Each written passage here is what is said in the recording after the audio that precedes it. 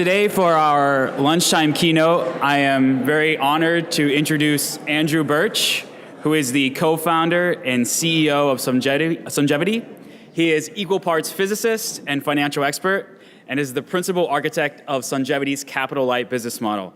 Under his leadership since 2007, Sungevity has doubled year-over-year sales, grown from a staff of over 4 servicing the Northern California market to over 400 employees serving 12 US states and the District of Columbia, and has expanded its business to Europe and Australia. Prior to co-founding Sungevity, Andrew was the Vice President of Business Development for BP Solar, and he spent several years in the investment banking industry.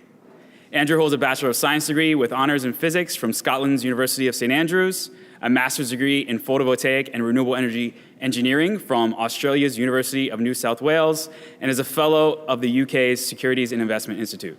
Everyone, Andrew Birch, or Birchie, as we all call him.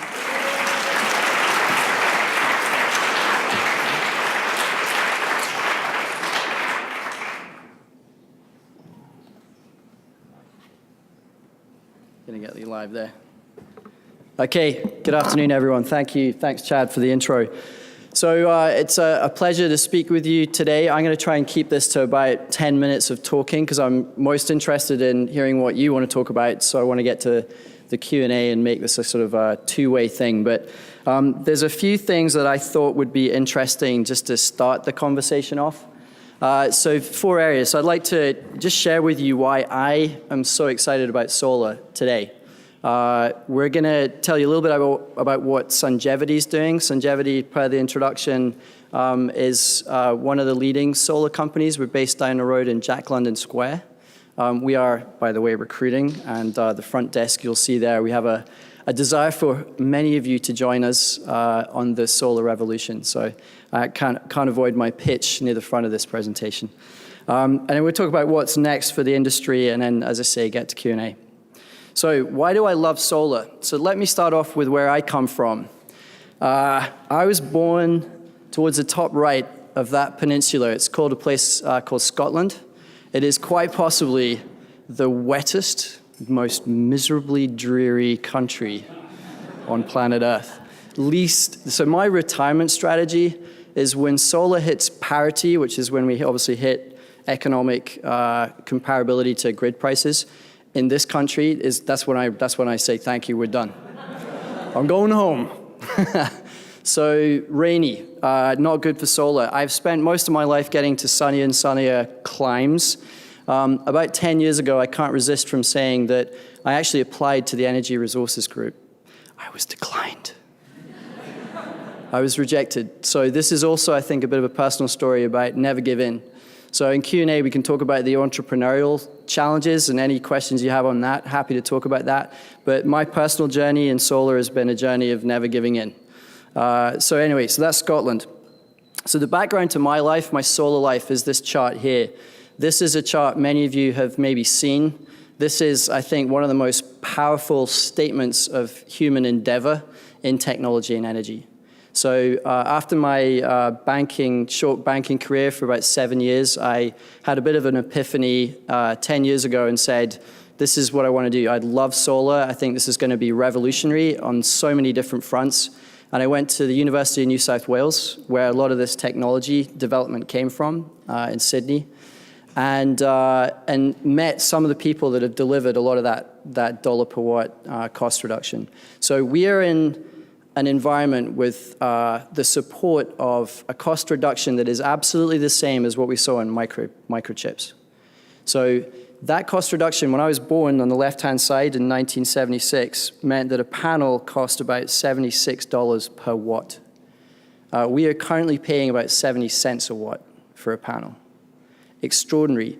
And it's the same learning curve you've seen in cars, washing machines, everything that's manufactured. So there is an inevitability about solar now. It's a key fact that not many people understand, that when you burn something, when you extract and burn any resource, there's less of that resource, which means what? The price goes up. It's a fundamental economic trend that when the supply decreases, the price is going to go up. Now, on the other side of things, when you're manufacturing solar panels or wind turbines or batteries, the more you manufacture, the cost comes down. It's the learning curve. It's the same for everything. These are proven trends, and we are basically inevitably going towards a situation where solar and manufactured energy is going to be cheaper than combustion and fossil fuels. It's an inevitable fact, we believe. So what does that mean? On the left-hand side, you'll see a chart, which is where we're at. So after, just in the last 10 years, when I left banking, the cost of solar was 30 cents per kilowatt hour. The price of US electricity at the grid level was 9 cents. Today, we're crossing over. So after many, many years of ingenuity and hard work, and I think there's a theme of collaborative interdependence in this conference, the combination of manufactured insight, technology innovation, financial innovation, business innovation, social innovation, which has driven a lot of the markets that we have today, we've combined to deliver this as a group of individuals on planet Earth. It's electricity which costs less from the sun than from the grid. So that's a reality today.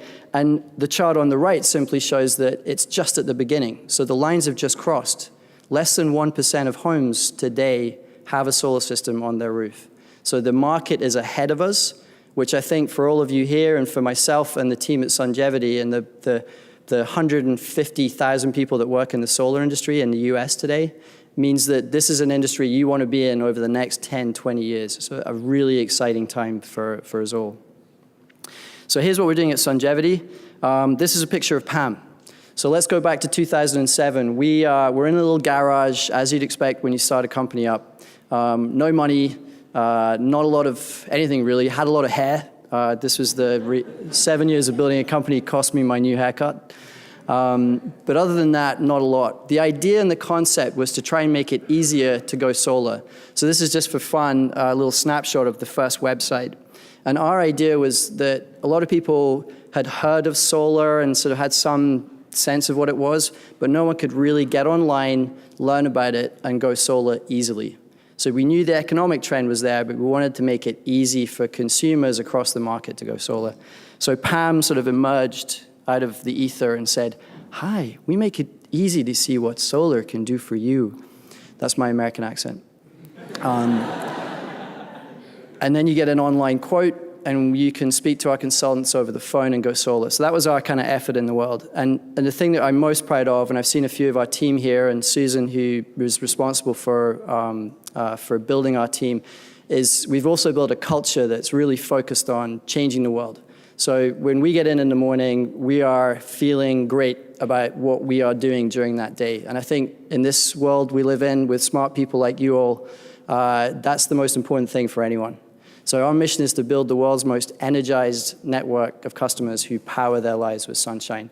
And we sort of pride ourselves on trying to make a dent, as it were. So how does our model work? I thought this would be useful, again, given the theme of your gathering here. So we don't believe that it's about Sungevity owning everything. We believe that it's a network approach. So we've partnered with nonprofits like the Sierra Club to get the message out there to the world that solar makes sense and to give them that solution. We've partnered with retailers like Lowe's.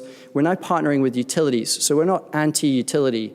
We're anti-stupid burning of expensive stuff to create energy in the 21st century. So we're partnering with utilities to get solar out there as fast as possible for all the reasons that I'm sure you're aware of. We serve customers, and we generate a lot of our growth by making customers happy, which we call energized, so that they tell their friends. We hired the CMO from LinkedIn in this, again, collaborative way to build a network and the tools that allow customers to refer their friends and their family. That's a third of our growth. So you heard that we doubled every year. A third of that comes from this network approach to having our existing customers tell their friends. And we source from suppliers, we get access to project capital, and we partner with local installers. So we don't own everything. We go into a community, we select great installers in that community, and we create jobs in that community. So that's kind of the business theory. Happy to take questions. And we've built this technology. So since PAM, we've spent an awful lot of time and energy building a platform that can do really incredible things. So a big part of, I think, the success of energy and resources and the shift to distributed energy, we believe is going to be driven by software now as much as hardware. We're now number 3 in the US, and our theory is we want to take this global. So we are live now in the Netherlands, live in Australia. We're partnered with one of the largest utilities, so this may be something we can talk about in Q&A. What are the utilities going to do?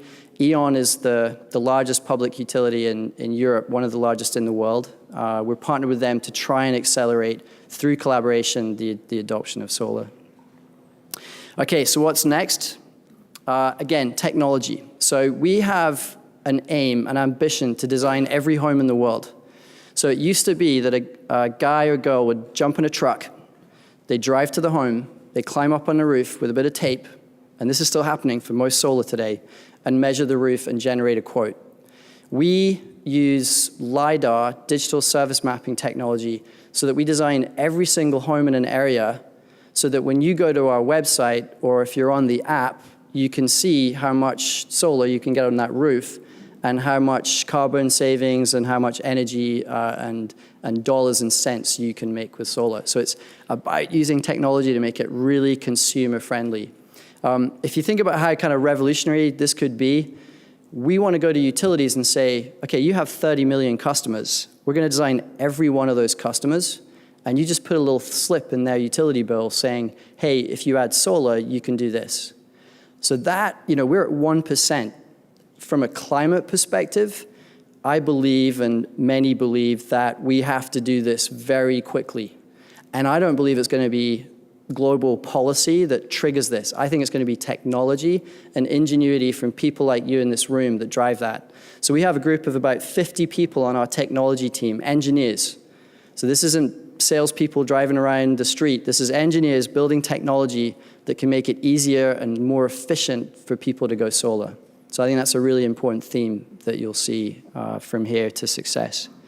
And then again, bet on technology. So here's something in hardware. I mentioned this trend of the more you manufacture, the lower the cost. We are seeing incredible cost reductions in batteries. So another thing we might want to talk about in Q&A is that trend in distributed energy where for 100 years now, you've had energy delivered by digging stuff, burning it at 40% efficiency, putting it through a grid that loses 10%, in a one-way system to a customer who has no idea what's going on. We think, given this technology curve in batteries and in solar, you're going to have a new system evolving very, very quickly where customers are going to take control. And customers are going to buy from companies like Sungevity and others the right to generate their own electricity with backup storage for a lower cost than they pay their utility today. And that is going to happen in the next 3 to 5 years. And every new year, every new report suggests it's more like 2 to 3 years, not 3 to 5 years. So imagine a little washing machine-sized box in your garage with a solar system on your roof and electricity that costs 15 cents flat for 20 years, compared to the rate you pay today at 16, 17, 18, going up by 4% a year, which is better for the customer. It doesn't matter what you believe about climate change or anything else. That's going to be a very powerful trend. So we're really excited about technology.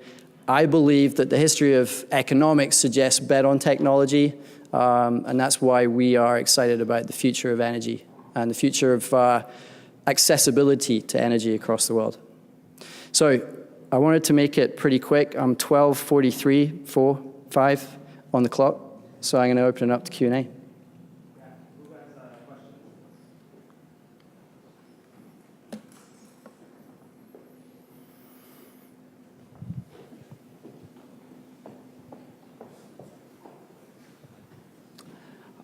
Hi, first of all, I'd just like to say it's amazing what you guys are doing, and it's really inspiring hearing you speak. You talk about wanting to kind of expand and go to the whole world and kind of energize the whole world, as you put it. What's your plan for developing markets? I mean, you've talked about Amsterdam, you've talked about Australia, the US.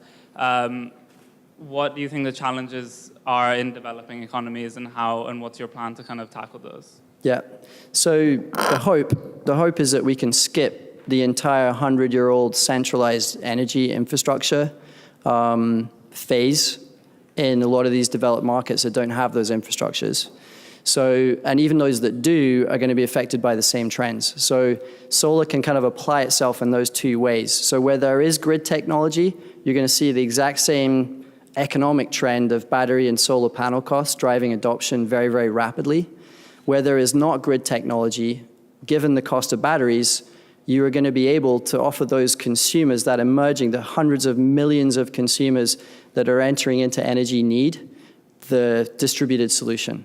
So if you think about analogies here, if you take communications and how Kenya has gone straight to mobile phone, it seems extraordinarily clear that if the best economic solution for these emerging economies is a distributed solution, why would you spend massive state money and huge infrastructure investment to build something that's already obsolete? So we believe that that's the future for the developing off-grid market. The challenge, and again, this is why I think it's fascinating how all the next innovations are going to be in the sort of soft services area. The challenge is going to be an economic challenge. So the difference between a fossil fuel technology, a burning technology, and wind and solar is all the money in wind and solar comes out your pocket up front. With burning fossil fuels, about roughly half of your expense goes out over a period of 20 years. So that means your fuel is capital. And in the developed markets, you need to have really robust capital systems to be able to finance those assets efficiently. So again, what we're really just super excited to see is some of the innovation on that side. I should have mentioned right up front, I have two fellows who I co-founded Sungevity with, Danny Kennedy and Alec Gettle. Alec's kind of the serial entrepreneur. The joke is it was an American entrepreneur, an Australian activist, and a banker met in a bar to start a company.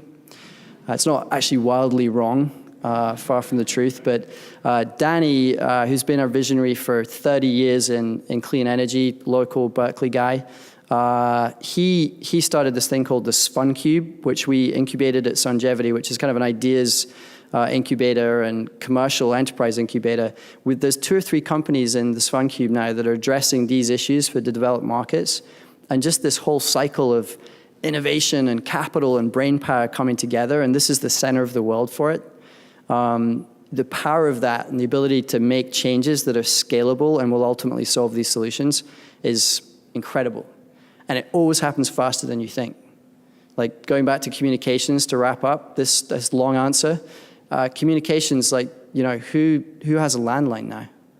20 years ago, we were looking at this inflection point when something better came along, and, you know, just in a couple of decades, cell phone, mobile is dominating. So the same thing will happen in solar.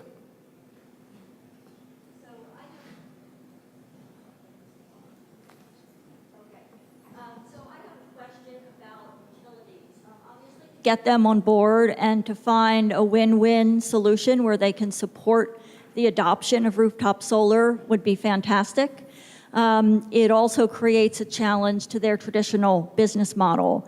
And so I wonder what sort of scenarios you see as a win-win, so the utilities have a way to stay in business if you do see a win-win solution, and what sort of feedback you've gotten from utilities on that issue.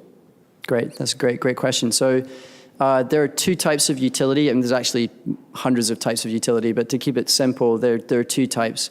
There's those utilities that are directly burning fossil fuels to generate electricity. The win-win for them is simply to shift to the lower cost technology. Most of them won't, is the history of economics. They're embedded infrastructure. The board of directors are going to be thinking one way and one way only, and they will die, we think. The utilities that serve customers from multiple sources of energy, which is the majority of utilities, will simply, we hope, migrate their generation base to the lower cost generating source. There is nothing stopping them doing that other than themselves. There is a long history of shift in mix for the utilities across the world. You know, you take my home country, and there's a fella down here earlier, there he is from the United Kingdom. Sorry, England, Scotland couldn't quite part ways a few weeks ago, sir. Sorry, I couldn't resist. This is the problem when you give me the microphone. I get all excited about these things. So the mix in the UK, just 30 years ago to gas, for example, we were 60+% coal to 20% coal in 15, 20 years with the shift to gas. And now similarly to solar and wind, that transition's happening. So the transition can happen and utilities just need to shift. The challenge for the utilities is the difference this time is it's distributed. So you have to sell it to a customer. And none of these guys, this is a 100-year-old industry, one of the biggest sectors of the world economy, no salespeople. They haven't had to sell for 100 years. They just, you're a fixed customer. You got to buy this stuff off the grid or you can't keep your lights on. So they're struggling to figure out how to sell solar and wind. So that we think is an opportunity for partnership, again, collaboration. So we've partnered with E.ON where we've said, you have the customers, the balance sheet, the ability to accelerate the adoption so quickly. If we can support and work with you with our technology and our culture and our bandwidth to sell and skill set to sell, then we can be successful together. So that's the sort of the way we see it playing out. And my hope is that the vast majority of the utility world quickly sees what's happened in Europe, where E.ON's market capitalization is halved. They've lost $25 billion. They lost 12% of their customers in their biggest market, Germany, last year, to solar. This is real. So they will survive if they move quickly. I think there's a question. I'm happy to shout it out. Sorry, I shouldn't even be doing this. Chad, where are you? All right. Sorry, I'm Heather Buckley with Berkeley Center for Green Chemistry. I was wondering, you talked about digging things up and stupidly burning expensive things. But one of the things I'm wondering around solar, you're at a point where one of your competitors has got to cradle-to-cradle certification. What's happening at Sungevity in terms of thinking about end of life for materials and making sure that those do cycle through and that you're kind of taking a long view of sustainability of the materials that are providing sustainable energy? So the life cycle and the hardware, yeah. Exactly. So another good question. So the industry, as a manufactured technology, has the ability to do life cycle processing. So we, right now, are primarily in selling customers energy through what's called the solar lease, which means we are selling a monthly energy solution, which makes it more affordable than having to buy $20,000 up front. So the underlying asset owner has the ability, in effect, to take those panels back because we own them. Now, in 20 years' time, we should, and I'm absolutely clear, will be taking those panels in, and what I think we're most likely to do is put them back out in a wholesale market to generate more energy. Because as a solid-state technology, the vast majority of those panels are going to be generating electricity for another 20 years. So that's a really, I think you're talking about multi-decades of life before you get to that situation. But at the end of that, they should be collected and recycled. And you simply can't do that when you're burning. It's clear. You have none of those opportunities outside of solar and wind. Question. So Rocky Mountain Institute, which is definitely a pro-solar group, has suggested and pointed out that as the penetration of PV panels increases, the portion of them that are owned rather than leased tends to increase. Do you see yourself being a victim of your own success? I'd love to learn and have people buy solar. I'll give you some competitive data, promise not to tell anyone. This is going to be tough. I'm going to get in trouble for this comment, I can see. So we about a year ago, were almost 100% lease. Just in the last 2 quarters, we're at 15% cash and loan. I think we'll be 50% over the next few quarters. Because ultimately, as the costs fall, the requirement for that financial complexity is reduced. So if you look in Australia and Holland, which are more developed, more advanced, they're like 3 to 5 years ahead of us in terms of solar penetration. The same technology curve is further along. The cost is half. The cost for the same panel in the Netherlands and Germany is half what it is for a US consumer as an installed system because of the scale and, funnily enough, less bureaucracy. So because those systems are half the cost, they're almost 100% cash. So that tells you that the market tends towards cash and loan. So yeah, I agree with that. And I don't think that's actually not bad for us. We just want to serve customers energy. How they finance it is, it's great. It's up to them. And our final question. Hi, my question is going back to the utility scenario and talking about that win-win situation for both. I mean, what we can't ignore is the regulation and the policy that influence and creates the reasons for utilities to sort of like, they're supportive, but they can't really go fully on board because obviously they have to serve customers. So what is Songevity's position in terms of trying to influence those regulations and policies, and what type of role they're playing to create that win-win scenario? Yeah, so we're sort of, I guess, battling the fight on two fronts. On one side, we're commercially, and this is where I think it ends up, commercially partnering. So as I said, we're looking to work with them so that they can extend their range of options, maintain those customer relationships and their revenues. And that is, I think, where it will end up. You do have, however, a lot of utilities who, when they see customer loss, their first reaction is policy defense. So that is a reaction that's kind of native to a 100-year-old industry. We don't believe in it, and we fight that. So Hillary Pearson on our team, who's also here, Hillary's done a fantastic job working with policy directors and initiatives to make sure that we protect the interests ultimately of the consumer to decide how they get their energy. So we believe, I mean, you know, it's easier to say when you're selling solar, but ultimately, fundamentally, it's about the consumer's choice. How do you want to get your energy? And that choice needs to be defended, and there's nothing stopping the utilities offer that as part of their service. Thank you.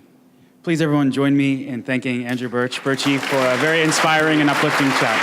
Thanks.